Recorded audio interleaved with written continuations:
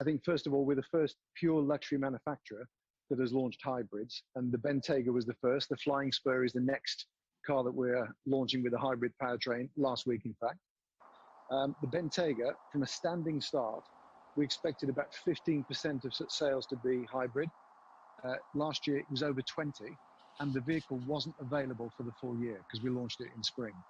So the customer feedback and the customer pull for electrified powertrains already is fantastic.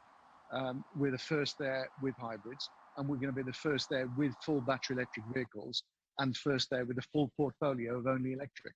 So yeah, we're leading. Well, we've got to talk about your record sales for the second year running. And I know that the United States is your biggest market, but China, a growing customer base there. Yeah, we launched in China in 2002, actually, and the brand has developed incredibly over that 20-year period. We'll be celebrating the 20th anniversary this year, as you can imagine. But yeah, China was within a few tens of sales lower than the US, so they're pretty much exactly the same. And this is fantastic development for us as a business. But the other important thing for the company is that we're balanced. So China is about 24% of our sales, but so is America, and so is Europe, UK combined. And then South Asia and Middle East is about 25, 26% as well. So overall, we have a very balanced portfolio, and China is now a strong fourth pillar of our performance. Where are you getting your semiconductors from? I know that this is something the sector relies on hugely. That has been a sticking point for much of the auto industry. So how are you doing it? Well, we're very fortunate. Sometimes being part of a large automotive group gives us huge benefits. And the semiconductor crisis is one such example.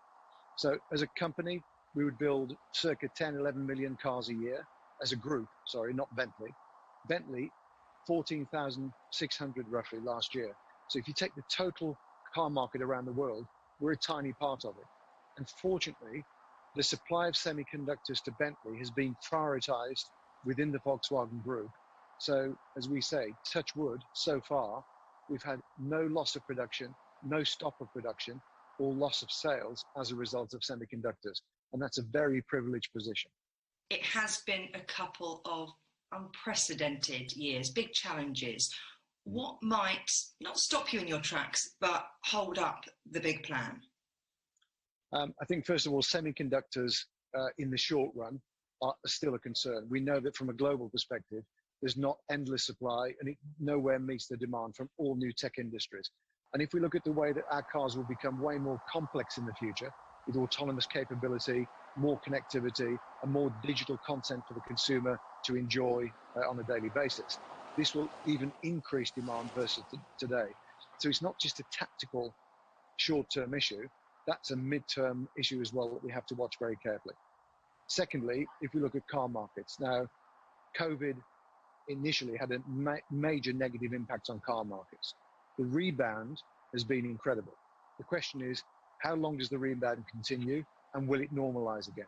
But we're confident that with the youngest product portfolio that we've ever had in the market at one time, with the number of derivatives and hybrid launches and special models that we're launching over the next 3 to 5 years, and then with a full electrification program from 2025 to 30, 5 cars in 5 years, it's a firework display of product launches that will transform the brand, the factory, the product portfolio, and we'll have to deal with the tactical issues as well.